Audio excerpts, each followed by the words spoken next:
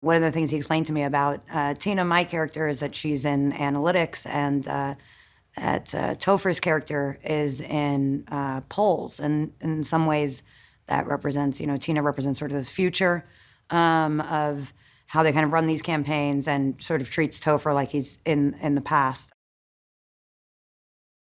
America in general right now is suffering from sort of a deeper disease. And so I think that the film is ultimately highlighting that, our whole sort of system of how we do things is essentially dead and corrupt, that there's so many sort of circuitous ways through things that are no longer really about the people or the politicians running, that it's, increasingly sort of a business and a game of ego and power, and just how dangerous that is.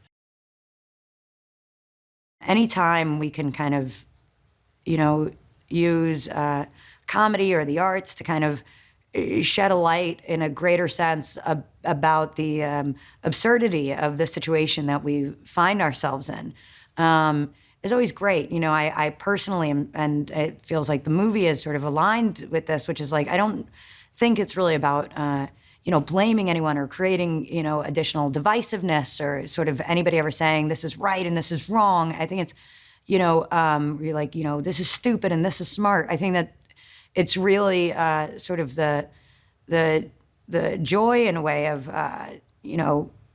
great movies, is that we kind of can see things in sometimes new ways that we wouldn't be able to, because we can kind of hit it from left to center and be like, oh, right, this whole system is insane.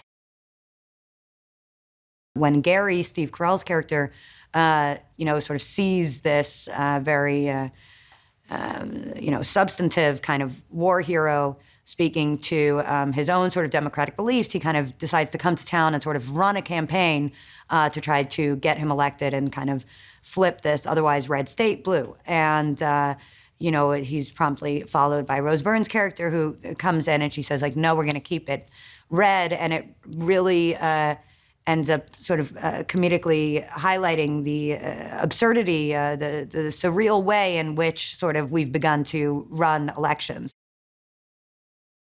It's always a good day at work if you're getting to kind of, be thrown zingers from Jon Stewart to deliver to Steve Carell. That always is like a nice day at work. You feel like, wow, how lucky am I to have landed here with such heavyweights. And, there's a lot of funny people.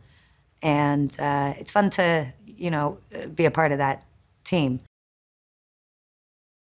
Boy, did I feel like a dummy when I sort of assumed the whole thing was a backlot. I think they just so happened to really find like the perfect kind of, isolated piece of town that really kind of looks exactly like the script. I mean, the opening and reading the first few pages, and, Bob Seger comes in singing Against the Wind, and right away you kind of like really picture what the town looks like, and then landing here from New York and seeing it, I was like, holy, they really brought this script to life. But I think a lot of it also was pre-existing, and a lot of it is fully built. So I think they really did a great job. Jon is really loved by his crew and the actors. I think that since he, has been one himself, he sort of has a real sense of that, moments are, like, each small moment is very important, and also kind of what he doesn't need. It's almost like you can really see him in real time building the edit in his mind. And it seems like he's very conscientious of almost like, okay, everybody, those people can go home, and now we're gonna be over here. And so I think everybody really always appreciates somebody that has kind of is holding the big picture in their head in that way.